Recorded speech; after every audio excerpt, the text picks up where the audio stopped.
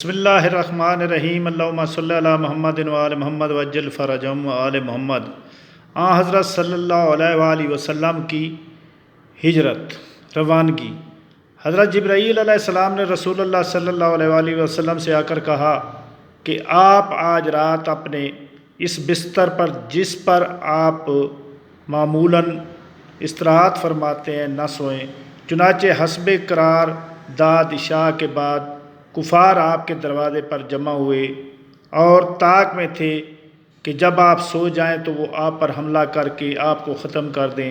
رسول اللہ صلی اللہ علیہ وآلہ وسلم نے جب دیکھا کہ کفار آ گئے ہیں، انہوں نے علی ابن ابی طالب علیہ السلام سے کہا کہ تم میرے بستر پر لیٹ جاؤ اور میری سبز حضری اونی چادر اوڑھ لو اور سو جاؤ، تم کو اس کی طرف سے کوئی غضرت نہیں ہوگا، ان کی طرف سے کوئی نقصان نہیں ہوگا۔ رسول اللہ جب سوتے تھے تو آپ ہمیشہ اسی چادر کو اوڑھتے تھے۔ محمد بن کعب القرظی سے مروی ہے کہ اس غرض سے جو لوگ جمع ہوئے تھے ان میں ابو جہل بن ہشام بھی تھا۔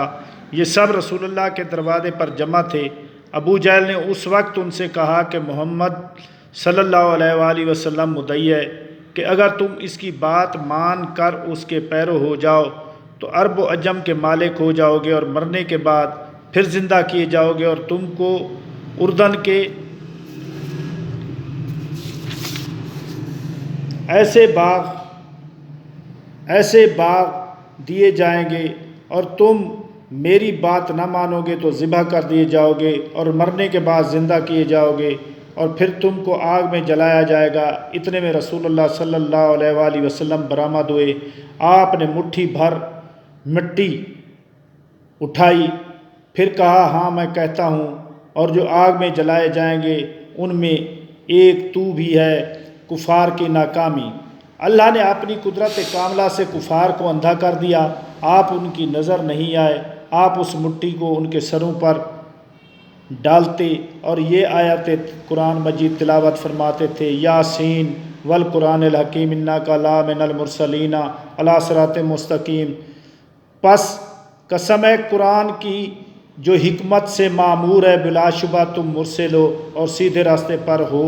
اللہ کے قول وَجَعَلْنَا مِن بَيْنِ أَيْدِيهِمْ سَدًّا وَمِن خَلْفِهِمْ سَدًّا فَأَغْشَيْنَاهُمْ فَهُمْ لَا يُبْصِرُونَ تک، اور ہم نے ان کے سامنے اور عقب میں ایک دیوار حائل کر دی اور ان کو بند کر دیا جو کچھ نہیں دیکھ سکتے تھے۔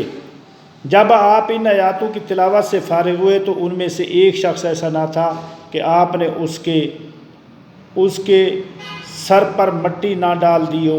پھر آپ جہاں جانا چاہتے تھے چلے گئے۔ کسی دوسرے ایسے شخص نے جو ان لوگوں کے ساتھ نہ تھا آ کر ان سے کہا کہ تم یہاں کس کا انتظار کر رہے ہو؟ انہوں نے کہا محمد صلی اللہ علیہ وآلہ وسلم کا۔ اس نے کہا اللہ نے تمہارے منصوبے خاک میں ملا دیے ہیں، محمد صلی اللہ علیہ وآلہ وسلم تو تمہارے سامنے سے چلے گئے، اور انہوں نے تم میں سے ہر شخص کے سر پر مٹی ڈال دی تھی اور وہ اپنی راستے پر چلے گئے۔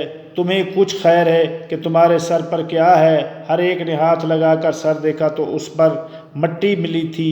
اب انہوں نے تاک جھانک شروع کی، اندر دیکھا کہ علی علیہ السلام رسول اللہ کی چادر تانے بستر پر سوئے ہوئے تھے۔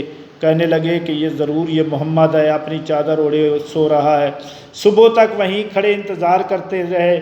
صبح کو علی علیہ السلام بستر سے اٹھے۔ اب ان کو معلوم ہوا کہ جو بات ان سے کہی گئی ہے وہ سچ تھی۔ بعض راویوں نے یہ بھی بیان کیا کہ انہوں نے حضرت علی علیہ السلام سے پوچھا کہ نبی کریم صلی اللہ علیہ وآلہ وسلم کہاں ہیں؟ تو آپ نے فرمایا کہ وہ چلے گئے ہیں، تم چاہو جہاں ان کے پاس چلے جاؤ۔ ابو بکر تیزی سے قدم اٹھاتے ہوئے وہاں پہنچے، رسول اللہ کے پاس آئے، اثناء راہ میں آپ کے ساتھ آ ملے۔ رسول اللہ نے رات کی تاریکی میں ابو بکر کی چاپ سنی، آپ کے جوتے کا اگلا حصہ پھر اٹھے اور ایک پتھر کی ٹھوکر سے پاؤں کا انگوٹھا زخمی ہوا جس سے بہت زیادہ خون بہنے لگا، اور آپ اپنے رفتار میں تیزی کر دی۔ ابو بکر کے دل میں خیال آیا کہ اس طرح میرے تعاقب سے آپ کو تکلیف ہوگی۔ انہوں نے بلند آواز سے آپ سے کلام کیا، رسول اللہ نے ان کو پہچان لیا اور کھڑے ہو گئے۔